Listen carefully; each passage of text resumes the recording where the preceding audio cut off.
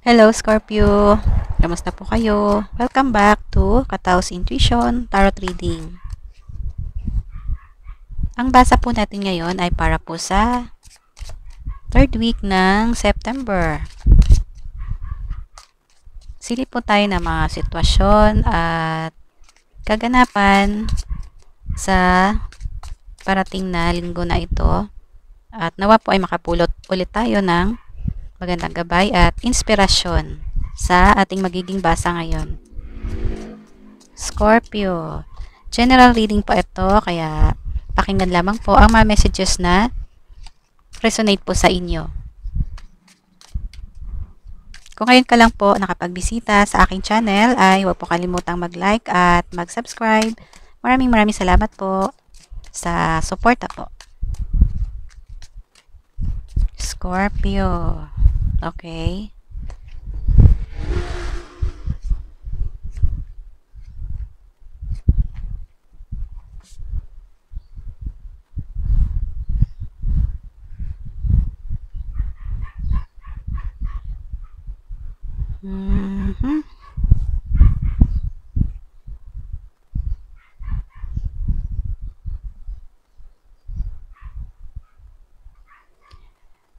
Nakikita ko po dito sa unang tarot cards po na nilatag ko ay parang tungkol po ito sa mga Scorpio na magkakaroon po ng bagong simula pagdating po sa kanilang trabaho o career. Feeling ko lang po ay a-abroad po ang iba sa inyo or pupunta sa ibang lugar. May lilipat po siguro ng kumpanya or may mapopromote. Kaya may magbabago po sa inyong mga sitwasyon or magbabago tungkol po sa inyong kinalalagyan. Example po, sa mga mapopromote po, o diba magbabago na po ang inyong designation sa trabaho. Pwedeng ang iba po sa inyo ay magkakaroon po ng maganda at bagong opportunities sa ibang lugar. Example naman po ay sa abroad, overseas, ganun po.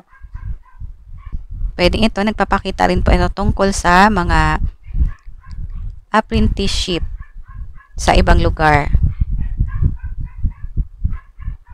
As panibagong simula po ng iba sa inyo. Ito siguro na 8 of Swords, feeling ko ay mga ano po ito, nararamdaman po ninyo na mga fears. Tungkol po dito sa bagong simula na dadating po sa inyo. Pero ang ibig sabihin po kasi nitong the world ay bagong simula po, papunta po sa magandang sitwasyon. Yan naman po ang ibig sabihin nito. At ganun din po ito.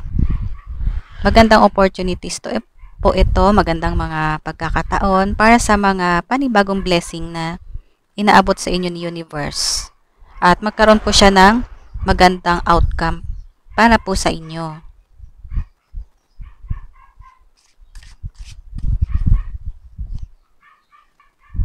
At para po sa iba, itong bagong simula po na yan ay napapakita po ng bagong simula para sa panibagong yugto ng inyong buhay ulit. Kumbaga ay may natapos na po kayong isang cycle at ito po ang panibagong cycle naman. Kaya nagpapakita pa ito ng major na pagbabago. Kaya yun nga po, feeling ko ang iba sa inyo ay may lilipat ng lugar. May mag-a-abroad siguro sa inyo para po sa isang bagong simula. Ito ay tungkol po ito sa inyong mga manifestations.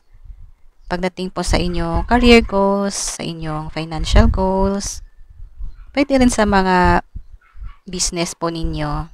Ito po ay nagpapakita ng major na pagbabago sa inyong mga sitwasyon kung saan ay nagbibigay po ito ng magandang blessing. At ito po ay talagang kalooban po ito ng Diyos or kaloob ng Diyos sa inyo. Ayan po, binibigyan po kayo ni God ng bagong pag-asa, bagong pagkakataon para sa isang bagong simula at bagong yugto sa inyong buhay. Kaya ito po ay nagpapakita po ito ng blessing na aanihin po ninyo dahil po dito sa dadating na pagbabago or dito sa bagong yugto ng inyong buhay ay may blessing po sa inyo na naghihintay. Tuloy lang po kayo, keep moving lang po. Tuloy lang po ang inyong determinasyon, pagpupursigi para po dito sa mga manifestations ninyo na pinagkakaloob sa inyo ni God. Kaya alisin po ninyo yung mga negativity na pumipigil po sa inyo para mag-go forward po kayo.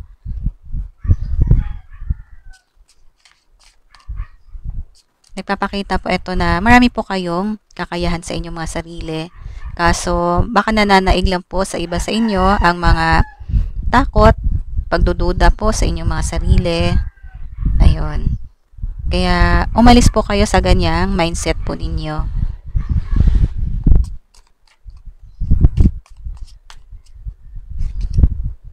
Ayan, abundance. Financial windfalls. Para po sa inyo. At ito po ay kaloob po ni Universe yan. Kaloob po ni God para po sa inyo. Ang panibagong yugto ng inyong buhay ay mag-aani po kayo ng financial abundance. Ayan po. At dadating po ang araw na magsishare din po kayo sa mga nangangailangan po. Lalong-lalo na po sa inyong family.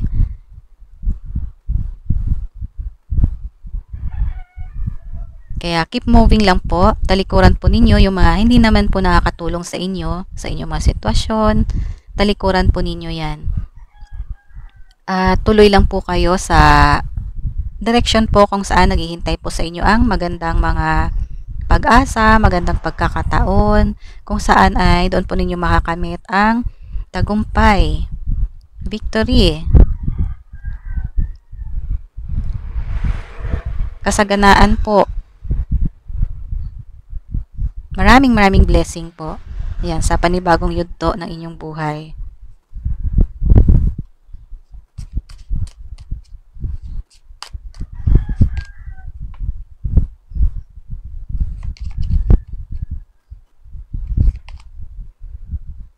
Okay, so para po sa iba, sa ibang Scorpio siguro na talagang nagsusubsob po kayo sa inyong mga trabaho, sa inyong pagsusumika para lang po sa inyong mga pangarap sa buhay, sa inyong manifestations na inaabot na po sa inyo ni Universe. Kaya nandyan na po kayo sa panibagong stage ng inyong buhay. At ito nga po, parang feeling po ninyo medyo nabibigatan na po kayo, napapagod na po kayo, pero ito po kayo, napakasipag po ninyo, determinado kayo, disiplinado po kayo pagdating ninyo sa inyong mga trabaho. Lalong-lalo na sa inyong mga financial goals. Wala pong makakapigil sa inyo sa pag-abot po ng inyong mga pangarap sa buhay na umasenso po kayo. Lalong-lalo na pagdating sa inyong financial, yan po talaga ang inyong first priority at ang makatulong po kayo sa inyong mga mahal sa buhay. Yan po yung mga magagandang qualities ng Scorpio. Kaya pagdating po sa kaperahan, ay mga stable na po ang karamihan sa inyo. May security na, may stability na kayo sa inyong mga financial. At lahat po ng inyong mga manifestations na yan na inaabot na po sa inyo ni God at pwedeng binigay na nga po sa iba sa inyo at sinisimulan nyo ng gawa ng action, pagsusumikapan, ay ito po nagpapakita po ito ng victory po, tagumpay. Ito po nagpapakita ng katuparan po ng inyong mga manifestations. Ayan. Lalong-lalo na po sa mga Scorpio na mga makadiyos po kayo. Yung malaki po ang inyong pananalig talaga kay God. Ito po yung nakikita natin sa card, parang maganda po yung daloy sa inyo na ang blessings.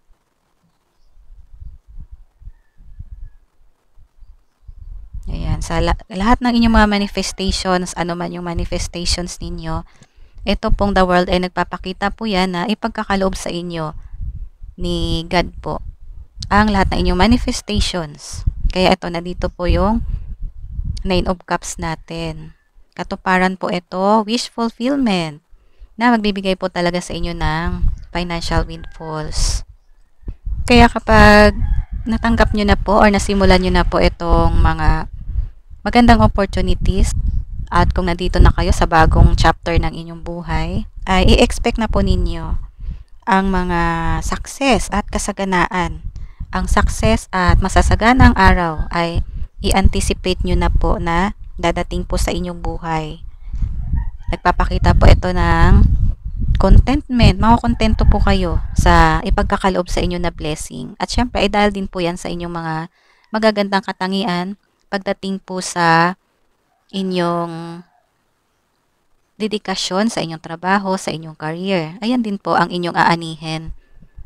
Or, kayo po ay aani po kayo ng blessing ng inyong pinagsusumikapan. Ayan po. At ito po ay nagpapakita nga po ito ng stable foundation at security po sa lahat ng aspeto ng inyong buhay, hindi lang po pagdating sa financials. Kaya kung kayo po ay blessed na blessed, at para sa iba naman po na Scorpio ay magiging blessed pa po kayo sa mga darating na mga araw kung saan ay i-enjoy po ninyo ang parating na masaganang araw sa inyong buhay, ay dahil din po yan sa inyong mga magagandang ginagawa. Dahil din po yan sa inyong mga disiplina, sa inyong sarili. At yung mga Scorpio po kasi ay magaling po kayo humawak ng inyong kaperahan. Yan po yung pinakamagandang qualities po. Hindi ko alam kung lahat ng Scorpio ay ganon, pero karamihan po. At ganon po ang pagkakakilala ko talaga sa Scorpio. Mga workaholic po kayo. Magaling po kayo humawak ng inyong kaperahan. Ayan po. Alam nyo po ang inyong gagawin kung paano po ninyo mapadami. Kaya sa mga may investments dyan, sa may mga business dyan, i-expect nyo na po ang inyong wish fulfillment. At i-enjoy po ninyo ang mga masasaganang araw na parating po sa inyo. Kumbaga ay hindi lang po kayo ang mag-enjoy or magbe-benefit, kundi ang inyong mga mahal din sa buhay, ang inyong buong family. Parang napapansin ko, ang reading po ng mga Scorpios na magkasunod-sunod na ay parang ang gaganda po ng basa pagdating po sa inyong career, sa inyong trabaho, at sa inyong mga finances. Napapansin ko po yan. Hindi masama, ano po. Sana po ay laging ganito. Sana po lahat ng Scorpio ay nasa ganitong sitwasyon po. Kaya sa mga Scorpio po na wala pa po kayo sa panibagong yugto ng inyong buhay, kumbaga ay inaabot pa lang sa inyo ni God o ni Universe ang magagandang opportunities, mga bagong adventures, bagong journey pagdating po sa inyong trabaho, sa inyong career, ay i-grab na po ninyo yan at alisin po ninyo yung mga takot sa inyong mga sarili. Maging confident po kayo. At kapag binigay na po sa inyo ni God itong magandang mga pagkakataon, magandang simula as blessing po para sa inyo, ay gawin nyo po yung best. Katulad din po ng ibang Scorpio na aani din po kayo ng swerte at kasaganaan sa pera, at hindi lang po sa pera kundi swerte sa lahat ng aspeto ng inyong buhay sa parating po na mga araw. Yan po. Kaya kung medyo ikaw ay Scorpio na medyo mahina ang iyong kalooban, ay ito, nagpapakita po yan na kailangan nyo maging confident. Kailangan nyo maging matapang. Alisin po ninyo yung mga fears, mga pagdududa sa inyong sarili. At mag-manifest po kayo ng unlimited na manifestations, dahil ito po ay nagpapakita po ito na kung ano man po ang inyong manifestations, ay tutulungan po kayo ng mga guides ninyo, ng angel ninyo. Tutulungan niya kayo na i-guide at ipagdasal po kayo kay God para mas lalo pong mabilis ninyong maabot at makamit yung inyong mga manifestation sa buhay. Ayan po. Kasi ito pong tarot card na to ay nandito po yung mga angels.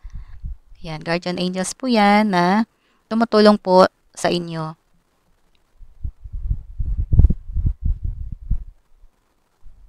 Sa mga Scorpio naman po na Resonate po itong reading natin para po sa inyong mga itinatag na business. Ay, ang inyong itatayo po na business ay parang magiging empire po siya. Kumbaga, ang iyong business ay hindi lang para sa'yo, kundi parang ipapasa mo din sa iyong mga susunod na henerasyon. Kasi parang ibig sabihin po nito ay ang magiging security ng inyong business ay pang long term na pwede mo siyang ipasa pa sa iyong mga anak, sa inyong mga apo, parang ganun po. Nagpapakita rin pa ito na secure na po ang future ng inyong susunod na henerasyon po. Yan, sa may mga business po sa inyo na magkakaroon po ng financial windfalls, financial abundance. At dahil din po yan sa inyo talagang pagsusumikap. Siyempre, hindi nyo po makakamit po itong mga kasaganaan na to, itong mga blessing na yan. Hindi yan mapapasa inyo kung hindi po dahil sa inyong kasipagan, sa inyong disiplina sa inyong sarili. Kung hindi dahil sa disiplina sa inyong sarili, sa inyong pagpupursige at dedikasyon sa inyong mga ginagawa para po maabot lang po ninyo itong mga blessing at mga kasaganaan sa buhay, ay yan din po. Yan po ang inyong magagandang qualities. At dahil sa inyong magagandang katangian na yan, ay yan po, magbibigay po sa inyo ng wish fulfillment at satisfaction po, emotional fulfillment. Kaya itong mga minamanifest ninyo, ito po yun. At nagpapahiwatig din po ito na, or ito po ay isang magandang simbolo na kayo po ay may ability po kayo para mag-attract po ng abundance at prosperity. Ito nga po yun, yung mga inaabot sa inyo ni God dahil yan din po ang inyong mga pinagdadasal. Lalong-lalo na po kapag pinapriority nyo po si God sa inyong mga pangarap sa buhay. Siyempre, kapag priority nyo po siya, pagdating po sa inyong financial goals, sa inyong career goals, at sa lahat po ng mga goals ninyo, anong klaseng goals man yan, kapag priority po ninyo si God ay, siyempre, kayo din po yung ipa-priority niya. Lalong-lalo na po kung ang inyong manifestations ay hindi yung pansarili lamang, ay lalo po kayong ibibless ni God niyan. Lalong-lalo na po pag hindi po kayo madamot. Kapag masayang-masaya po kayo na nagsishare po kayo sa inyong mga family, sa mga taong nangangailangan na lumalapit po sa inyo, ay syempre lalo rin po kayong ibibless ni God. Kung ano man po yung inyong nilalabas ay mas triply pa daw po yung ibabalik ni God sa inyo. Ayan. So, ang ganda po ng inyong reading. Kaya, always be grateful po kung ano po yung meron po sa inyo ngayon. Para lalo pa po kayo na mas pagpapalain ni universe or ni God sa inyong mga manifestations. Okay, so ayun po. Ang ganda po ng inyong reading na naman. Sana po ay may napulot po kayo dito na gabay at magandang inspirasyon po dito sa basa natin ngayon. Okay, so huwag niyo po kalimutan na mag-like at mag-subscribe. Maraming salamat po sa inyong suporta. Bye-bye. God bless.